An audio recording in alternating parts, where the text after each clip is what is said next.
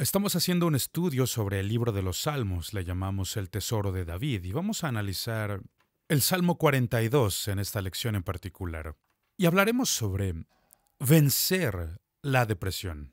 Se ha vuelto un problema bastante prominente en nuestra sociedad actual, en nuestro mundo actual. Mucha gente sufre de ansiedad y de estrés y esto afecta su vida entera, su salud también. Creo que esta lección va a hablar a la vida de muchas personas. Pienso en verdad que será así.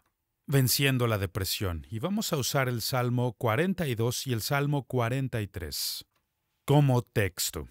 Y hablando de la palabra depresión, es algo con lo que mi esposa y yo hemos tenido que batallar y creo que si hubiera entendido como un joven esposo lo que sé ahora, todo habría sido diferente. Muchas de las cosas que aprendes en el proceso de la vida resultan muy difíciles. Pero luchamos con muchos de estos problemas y el error más grande que cometí yo mismo fue el sobreespiritualizar todo. Yo creía que el espíritu era la respuesta para todo. Y he llegado a entender que nosotros somos espíritu, alma y cuerpo. Tres partes. Y si cualquiera de esas tres partes está mal funcionando, no está haciendo lo que debería estar haciendo, va a crear problemas para la persona completa. Por ejemplo, Jesús veía a los individuos de dos maneras, o estaban bien o estaban enfermos. Él no preguntaba a la gente si estaban espiritualmente enfermos o físicamente enfermos o tenían problemas del alma. Simplemente veía si estaban completos o tenían la necesidad de sanar. Y esta palabra, depresión, proviene de una palabra cuya raíz etimológica es empujar hacia abajo, presionar. Este es el significado de esta palabra. Entonces, lo que esto nos dice es que la depresión casi siempre se forma por una sobrecarga emocional. Estás cargando demasiado y se está volviendo algo insoportable. No lo puedes soportar.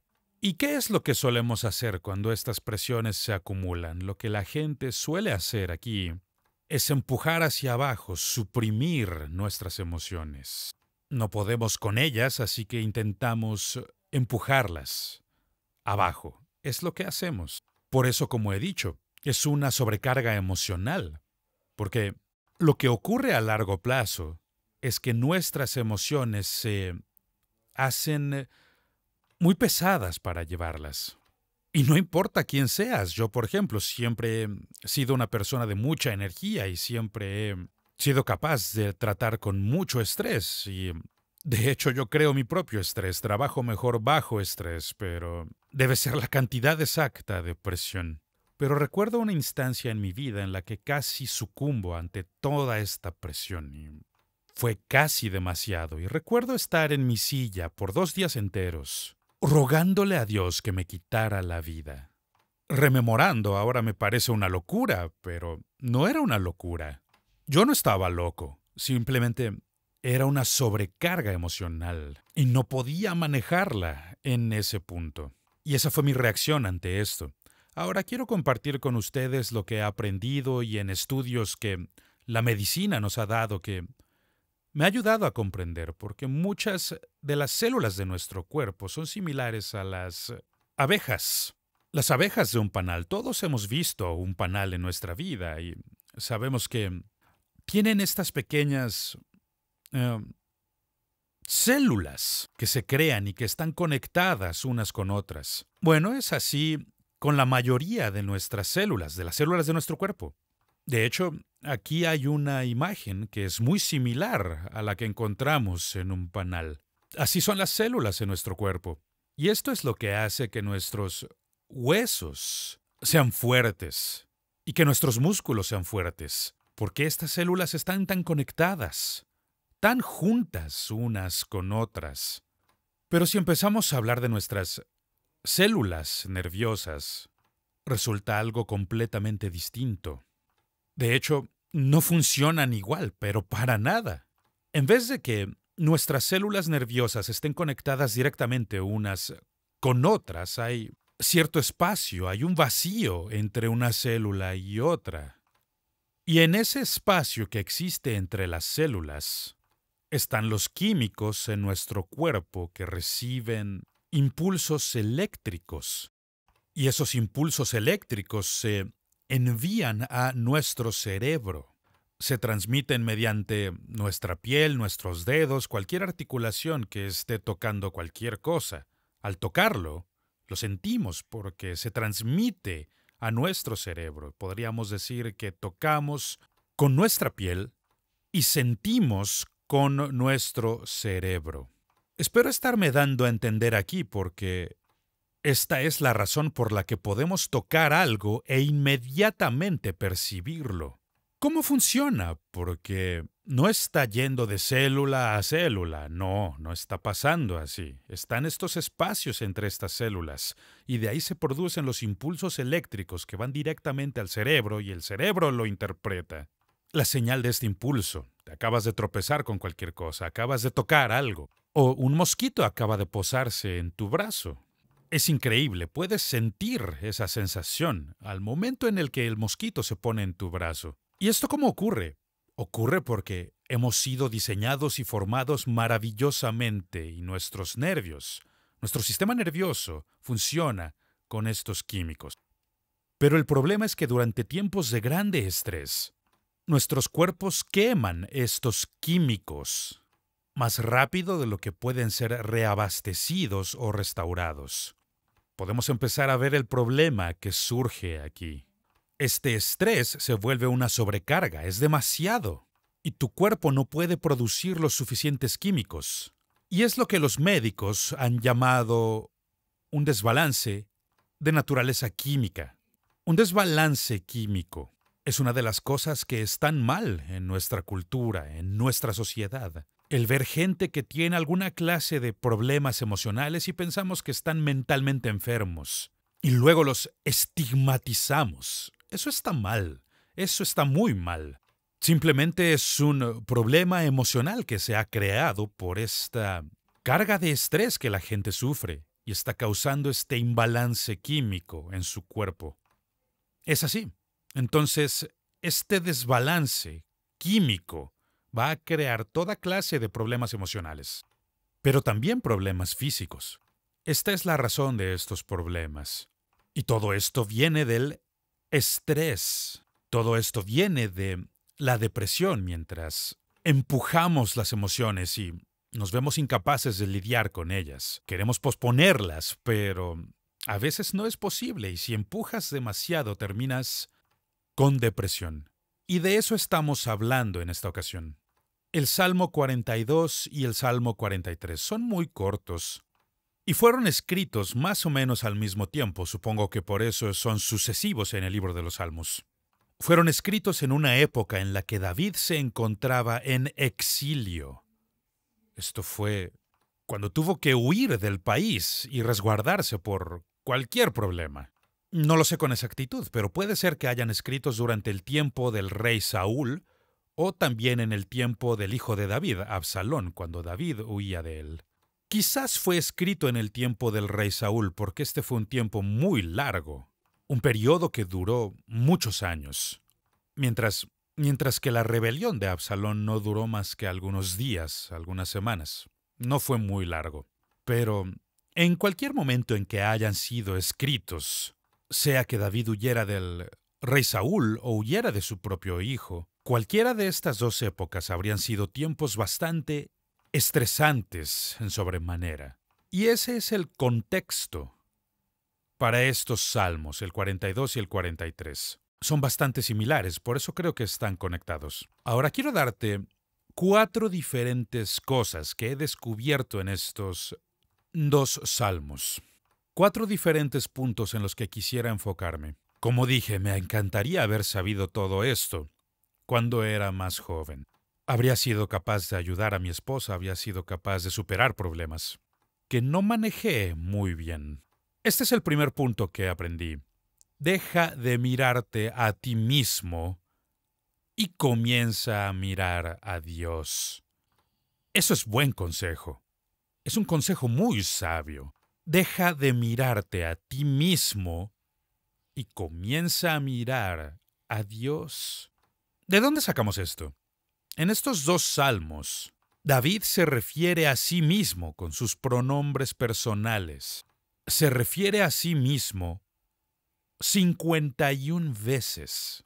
Eso es mucho, en especial cuando hablamos de dos salmos que no son muy largos. Podríamos incluso decir que estos salmos se tratan de David. Él habla de sí mismo 51 veces y solo hace referencia a Dios 21 veces. Menos de la mitad, un 40%, comparado con las veces en que hace referencia a sí mismo. Y eso es un error.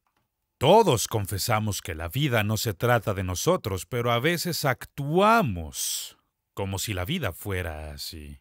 Veamos la razón detrás de todo esto. Cuando comenzamos a experimentar el dolor en nuestra vida.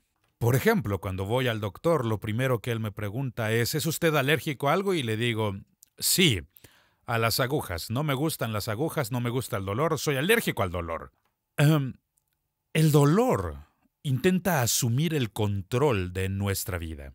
Hace mucho sufrí de cálculos renales y, te digo, nunca antes en toda mi vida había sentido un dolor tan agudo como ese. A veces me preguntaba, ¿esto es un sueño? ¿De verdad duele tanto?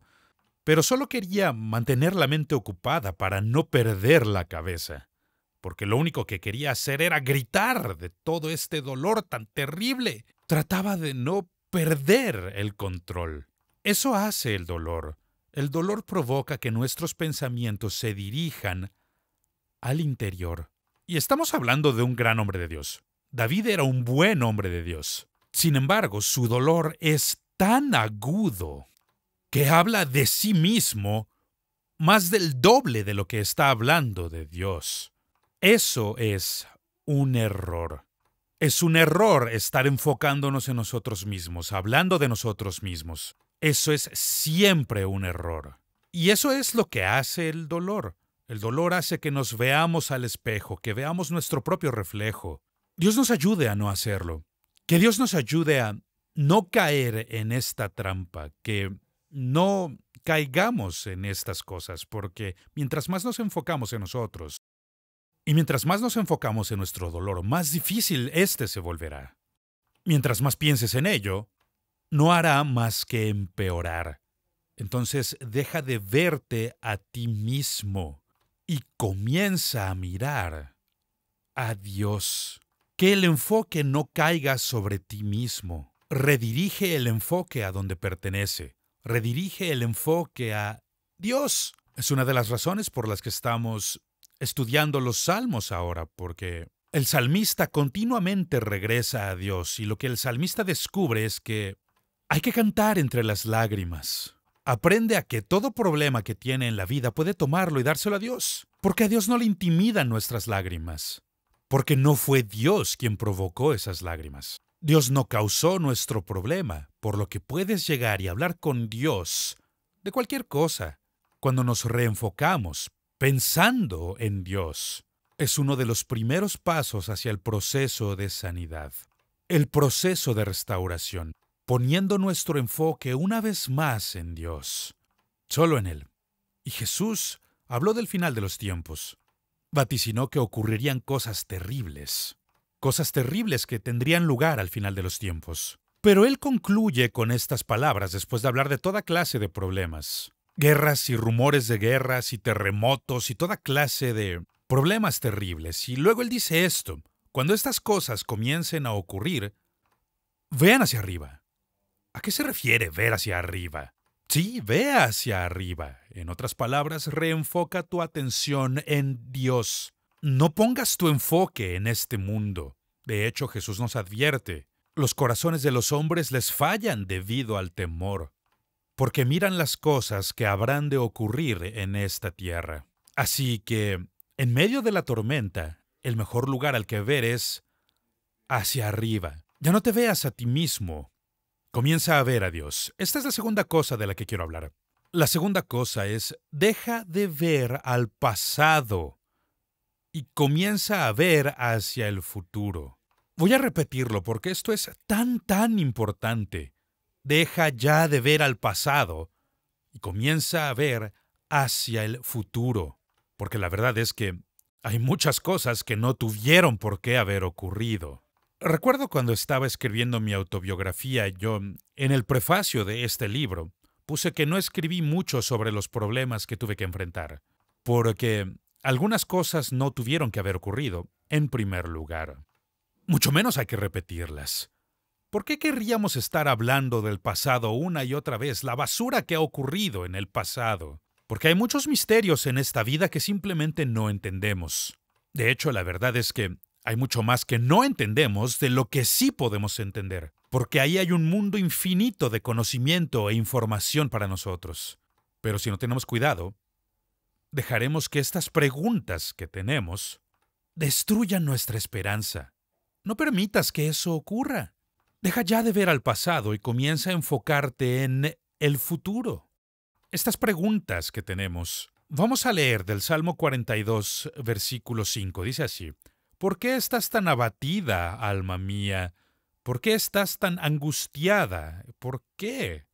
En Dios pondré mi esperanza y lo seguiré alabando. Él es mi salvación y mi Dios. Nunca olvidaré este versículo, especialmente en mi primer viaje a Rusia.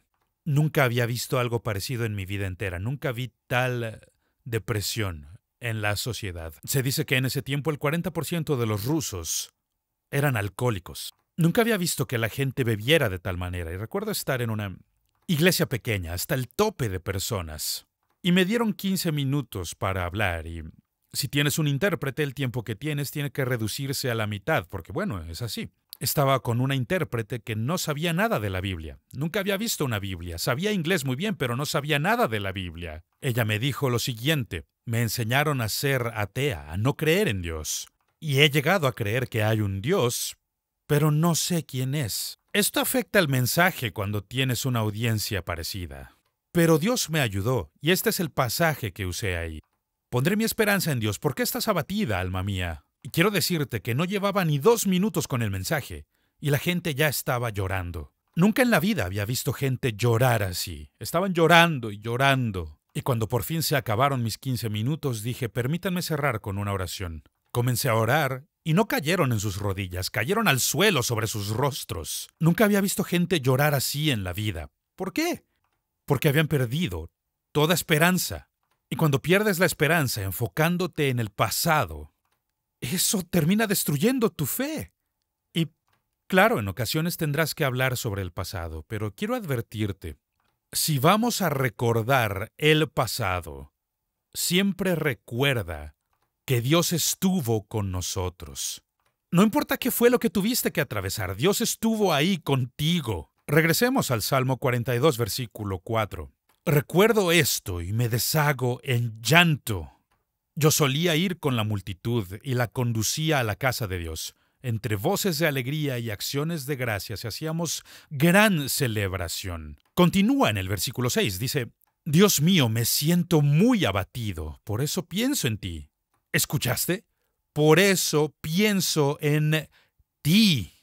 Si tienes que pensar en el pasado, recuerda que Dios estuvo contigo en cada paso. Y aun si estabas caminando en las tinieblas y no sabías qué es lo que estaba pasando, Dios estaba ahí junto contigo. Porque la verdad es que el pasado nos trajo aquí, pero el pasado no nos va a llevar a donde queremos ir. Es por eso que tenemos que enfocarnos en el futuro. Si vas conduciendo, no pases mucho tiempo viendo por el espejo retrovisor. Te meterá en problemas cada vez. Es lo mismo en nuestra vida. Veamos el tercer punto aquí. El tercer punto es: deja ya de buscar razones y empieza a descansar en las promesas de Dios. ¡Qué buen consejo! Ya no busques razones. Verás, Dios es demasiado grande. La vida es muy grande como para vivirla en nuestra cabeza. Por eso Dios escogió que viviéramos con el corazón. Vivirla por fe. Gracias a la información que tenemos, que es limitada, hay muchas cosas, muchas situaciones en la vida que simplemente no tienen sentido. No podemos descifrarlo. Cuando ves estos 2 salmos cortos, estos contienen unas 13 preguntas. 13 preguntas en estos 2 salmos tan cortos. Y el problema es que todo lo que una pregunta puede lograr es generar más preguntas. Es lo único que puede hacer. Y si intentas vivir la vida de esta manera, te vas a encontrar bastante desanimado, muy desanimado y decepcionado, intentando descifrar todos los problemas que existen en el planeta Tierra. Entonces no lo hagas. No intentes racionalizarlo todo, ni descubrir todas las cosas. Mejor descansa en las promesas de Dios. Ahora, el vivir con preguntas es pensamiento circular. Vamos en círculos, es una pregunta tras otra pregunta tras otra pregunta. ¿Por qué tuvo que ocurrir esto? ¿Por qué hicieron esto? ¿Por qué pasó esto? Lo cierto es que no sabemos las respuestas a todas estas preguntas, ni siquiera a la mayoría de ellas. ¿Por qué intentar vivir de esta manera? Mejor vivamos por fe en la palabra de Dios. Si hacemos esto, descansar en las promesas de Dios, descubriremos que podemos escapar de estos problemas. Si intentas vivir racionalizándolo todo, este mundo puede enloquecerte. No lo hagas, amigo mío. Esto es un grave error. Por esto, la palabra de Dios nos enseña a que hemos sido llamados a vivir por fe. Pero esta no es una fe ciega en alguna superstición ignorante. Esto es fe que viene de la palabra de Dios, la promesa de Dios. Y cuando ponemos nuestra confianza en Dios y en su palabra, ahora estaremos en camino a la recuperación. Las preguntas no producen fe. Nunca lo han hecho y nunca lo harán. ¿De dónde proviene la fe? Romanos 10:17 lo dice claramente. La fe viene, notémoslo, no se origina dentro de nosotros mismos. La fe viene a nosotros por el oír una palabra de parte de Dios. Eso es lo que estamos escuchando. De ahí proviene la fe. Entonces, si ponemos nuestra confianza en las cosas que Dios dice, estamos poniendo el enfoque en donde debe estar y hallamos promesas para nuestra vida. Ahora veamos la cuarta cosa que veo en este salmo. La cuarta cosa es: deja de culpar al diablo y comienza a alabar a Dios. Es un gran error que todos cometemos de vez en cuando. El enfocarnos en el lugar incorrecto. Es un grave error que nos enfoquemos en lo que el diablo está haciendo. Por eso creo que sería bueno para todos nosotros, cuando ya vimos las noticias de la tarde, sin importar qué canal escojas para verlas, toma tu Biblia y medita en la palabra de Dios. Porque, bueno, eso es deprimente todo lo que ocurre en este mundo. Y es un error que nosotros pongamos nuestro enfoque en lo que el diablo está haciendo.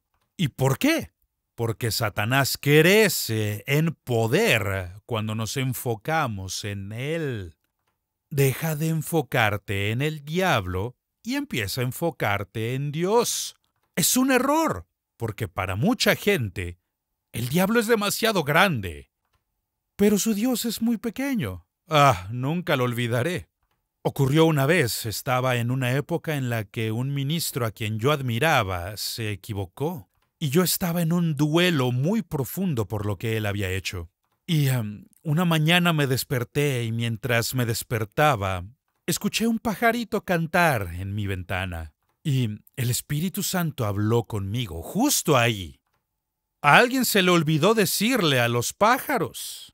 Y pues, ¿qué quieres que te diga? Yo estaba sorprendido. Yo salí de la cama y estaba con los ojos muy abiertos porque sabía que ese había sido Dios. A alguien se le olvidó avisarle a los pájaros.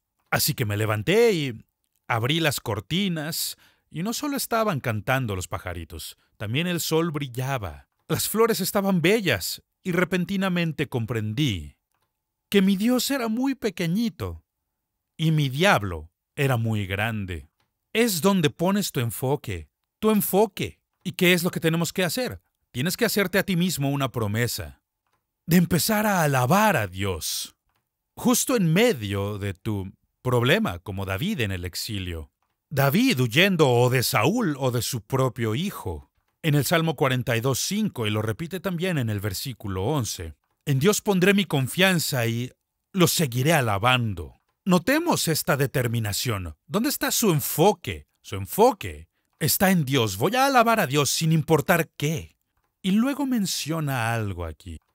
Él habla de algo que yo llamo un cántico de noche. Un cántico de noche. Esto está en el Salmo 42, verso 8.